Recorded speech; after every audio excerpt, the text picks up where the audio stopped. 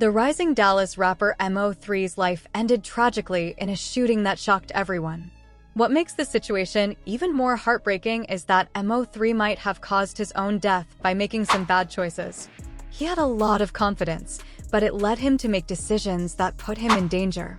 One of his biggest mistakes was refusing to hire security, even though people around him warned him about it. MO3 boldly said, "I ain't worried about none of that. I don't have security. I'm not out here, and no one is chasing me down trying to do anything to me." On top of that, MO3 ignored the advice from his mentor, who tried to warn him about the dangers of staying in Dallas. His mentor told him to leave the city for his own safety, but MO3 didn't listen. "I told him, bro, I told him to get out of that city. I told him," his mentor said, feeling regretful that he couldn't convince MO3 to leave. Then, on the day MO3 was killed, he made another serious mistake. He got out of his car at a dangerous moment.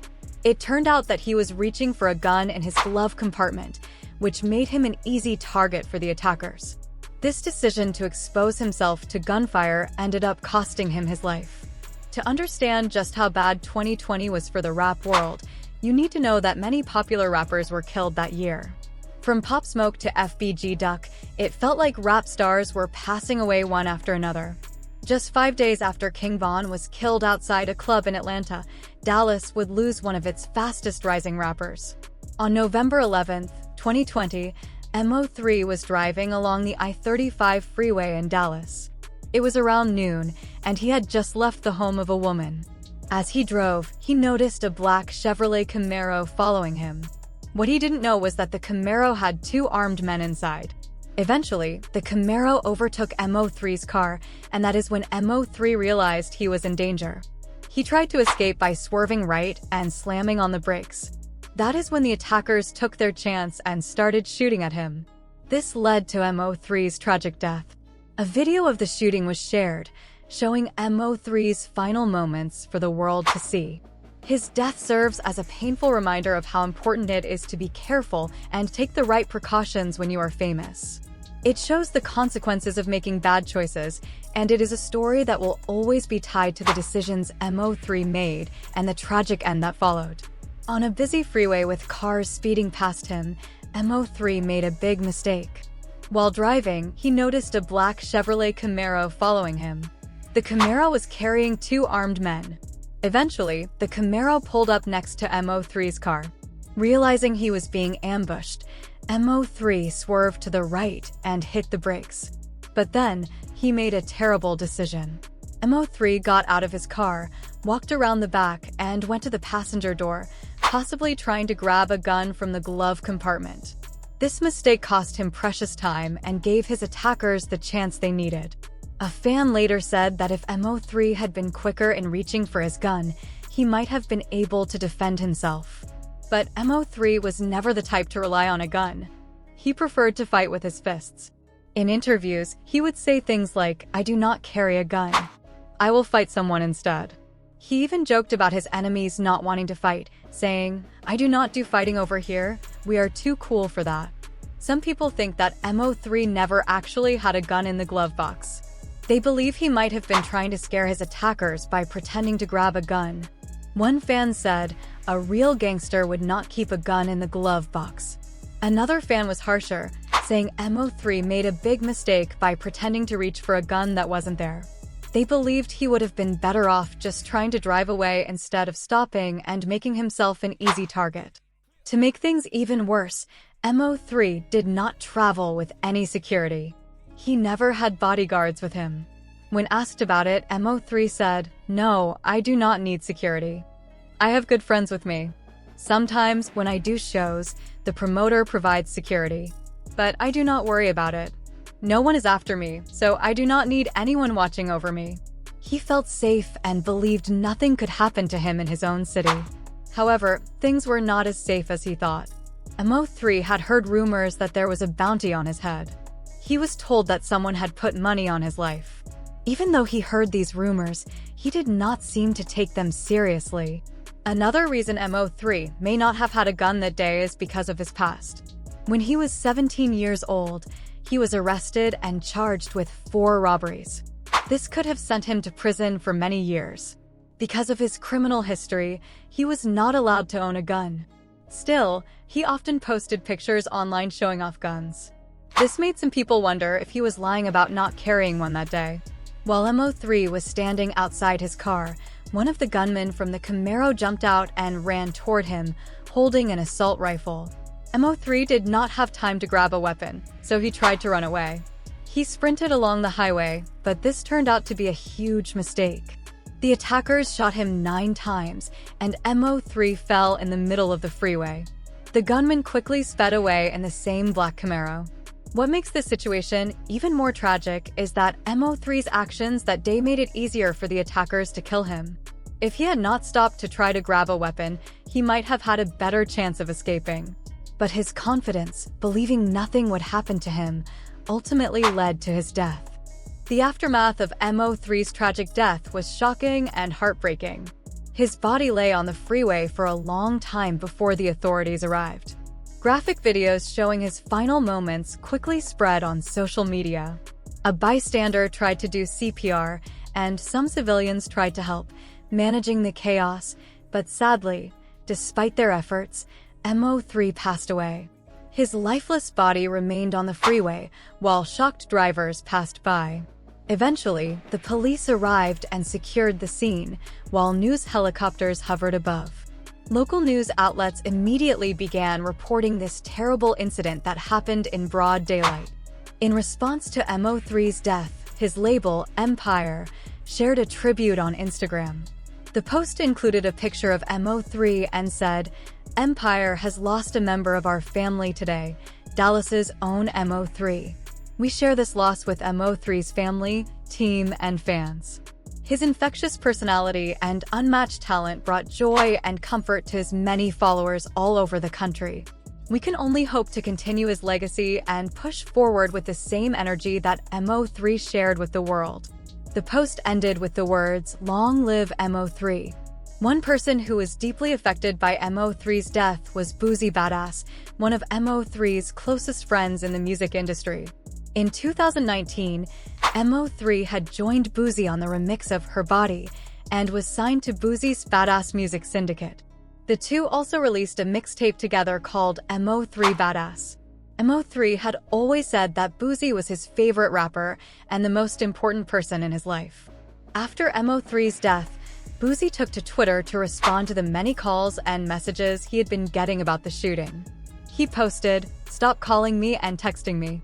You and your fake family can all, expletive. All of you have a motive against me anyway." Boozy had even warned MO3's friend to leave Dallas, fearing for his safety. He said, "I told him, bro, get out of that city. I told him. I told him." While Boozy was grieving, some of MO3's enemies appeared to show a different reaction. Yella Beezy, one of MO3's rivals, went live on Instagram. When fans commented on the shooting, Yella Beezy didn't seem upset. He just said a few words and ended the livestream with a subtle message that seemed like he was trying to create an alibi for himself. This would not be the only time Yella Beezy acted like this after MO3's death. At the beginning of 2021, Yella Beezy posted on Instagram about celebrating the end of 2020. He wrote, "Hey man, new year, new blessings.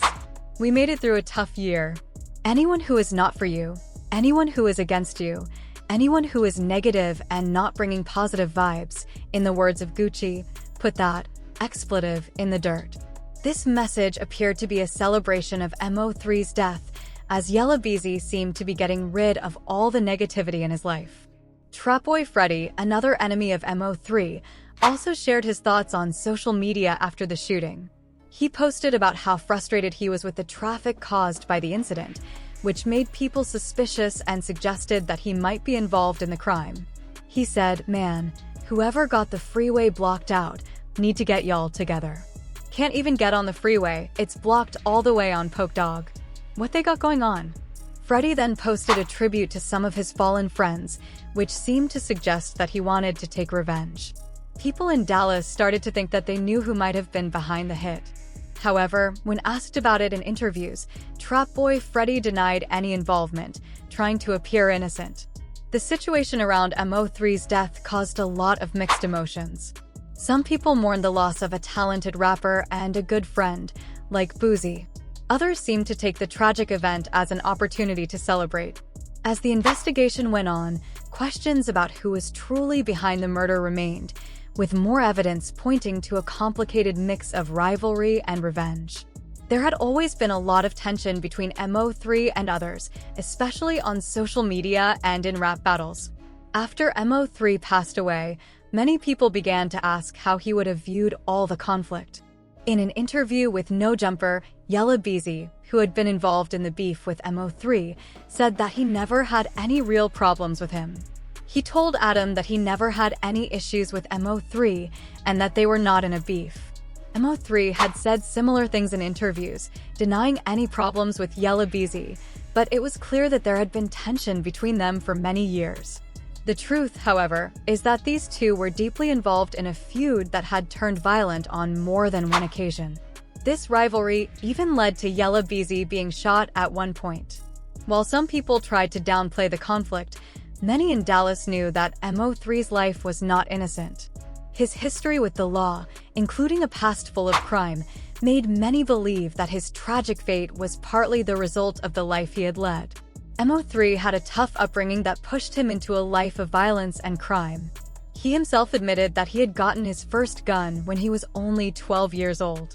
He had stolen the gun from his cousin, who was already in prison serving a long sentence.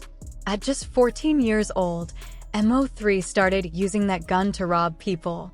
He got his first aggravated robbery charge at that age, and his trouble with the law continued throughout his teenage years. By the time he was 17, MO3 was facing 45 years in prison.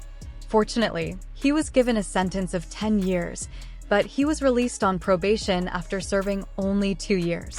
During his time in prison, MO3's father visited him and gave him some important advice. His father told him, "Instead of doing what you are doing, rap about it. Put your life in the music. You do not have to live it, just rap about it." With that advice in mind, MO3 decided to focus on music, and it seemed like he had found a new direction in life. However, it did not take long before he became involved in another conflict that would lead to more problems. In the early years of his career, MO3, Yella Beezy, and Trap Boy Freddy all got along. They even appeared together in pictures, showing that they had once been friends. But everything changed on May 27, 2017. MO3 had gone out to celebrate his birthday at Club Phantom, located on the 6200 block of South Freeway in Dallas. Around 4 a.m., gunshots rang out, and soon after, a man with multiple gunshot wounds was rushed to the hospital. The victim, Hector Wilkins, was 31 years old, and he later died from his injuries. The police confirmed that the shooting was gang-related. A few weeks later, MO3 was arrested in connection with the shooting, although he claimed he was arrested based on rumors. His record label at the time, Epic Records, decided to cut ties with him after this incident. In a surprising turn of events, Yella Beezy's bond, which had been set at $2 million, was lowered to $750,000. It turned out that he did not have enough money to pay the full bond, so he would stay in jail for now while waiting for his trial. The rapper's grandmother played a huge role in helping him secure his bond. When she took the stand, she did not share details about his finances, which helped him get out. But the judge had some strong words for him. The judge warned that he was not allowed to contact any witnesses, either directly or indirectly. He was also told not to threaten or harass any victims, witnesses, or co-defendants. The judge made it clear that if he or anyone on his behalf broke these rules, there would be serious consequences. Now, the rapper is under house arrest, wearing an ankle monitor, and the police have taken his passport. He cannot go anywhere for now. However, there are rumors that his friends might have other plans. After his arrest, some people started talking about Trap Boy possibly running from the police. Many believe that someone in Yella Beezy's group might be giving information to the authorities. The case against the rapper seems to be built with the help of a witness who has a lot of information about the plot to kill MO3. This witness is expected to testify about how much money was involved in the murder, who paid for it, and who else was involved, including Maris Conway, who is said to have helped pay for the hit. It seems that only a few people know the full truth. Two men who were on the freeway when MO3 was killed are believed to know everything. These two men, Q1 Dontrell White and Devin Maurice Brown, are now in jail. They have strange and dangerous pasts. Just before MO3's death, White was out on bond for charges related to shooting his transgender boyfriend. This was not kept secret. White was arrested by the ATF, the U.S. Marshals, and Dallas Police on November 9, 2020. He faced charges for having a gun as a felon and for murder. Devin Brown, White's partner in crime, was arrested earlier on November 19th. He was charged with murder, felon in possession of a firearm, and conspiracy to distribute drugs. When the police searched his home, they found drugs and a stolen AK-47. But the story did not end there. A few days later, the police found Brown with another gun. When they tried to arrest him, he escaped on a dirt bike. He then ran on foot but was caught. Interestingly, White, who was involved in the murder, was already in jail. When he gave an interview from jail, he said he was feeling fine and was not talking to the police. This left only one person who could reveal the whole story: Devin Brown. It turns out that Brown had secretly recorded conversations with Yella Beezy in the days after the murder. Brown seemed to be preparing for trouble, knowing he might face life in prison. He tried to get something to help his situation by recording these conversations, hoping it would give him some leverage. By now, most people have heard about OTF Jam and the strange rumors surrounding him. There have been claims that he secretly recorded other members of OTF confessing to crimes. The situation got more complicated when OTF Jam decided to speak out and clear his name. He took to social media to tell everyone to stop calling him a snitch unless they saw his name on official police paperwork. Casey J. Hester, aka OTF Jam, is my real name. Until you see my name on the paperwork, do not come for me, he wrote. Things only got worse for Jam when no one from the OTF crew supported him. While everyone else was online shouting, "Free Durk," Jam felt completely alone. He even accused Lil Durk of snitching on him. Jam claimed that Durk had called him a rat in his music, but was doing the same thing in his own songs. Jam talked about a track where Durk rapped, "Get out that Jam, I'd give him 50, do not have to ask again." Jam also shared that after his release from prison in February 2022, Durk gave him $50,000. This showed that Durk had helped him out after his time in jail. Jam had just finished serving 12 years for attempted murder. However, things took a turn when the feds began looking into Durk. They heard Durk rap about Jam and his past, so they started investigating. Jam posted online that after Durk rapped about him, the police started watching him more closely. Word spread that Jam was facing more weapon charges and might be going back to jail. Despite this, Durk refused to help Jam with legal fees or bond money, and Jam did not like that. In an interview, DJ Academic said that Jam was angry with Durk for not helping when he needed it. Jam felt that Durk had brushed off a call from his baby mama, who had reached out to help him. Jam felt like he had done all the hard work for Durk, but was left out in his time of need. So, Jam decided to work with the authorities to avoid spending more time in prison. As for Yella Beezy, this was not his first time in trouble with the law. In February 2021, he was arrested in East Oak Cliff, Dallas, after a traffic stop. The police pulled him over for breaking traffic rules, but they found multiple firearms in his vehicle. Beezy, who was 29 at the time, was arrested. He was charged with unlawfully carrying weapons because, as a gang member, he was not allowed to carry guns. The police had been keeping an eye on the area because of its history with gang activity and drug dealing. When they noticed his heavily tinted windows and saw him breaking other traffic laws, they stopped him. After searching his vehicle, they found 5 firearms, including a stolen Beretta and an AR-15 pistol. This was not the first time Beezy had faced weapons charges. Back in 2011, he was arrested for having a loaded handgun in his car. He was given 9 months of probation, and the charge was later dropped when he completed it. In 2021, Beezy found himself in more legal trouble. In August of that year, he was arrested again for drug and weapon charges. The police found drugs and a gun in his car during a search.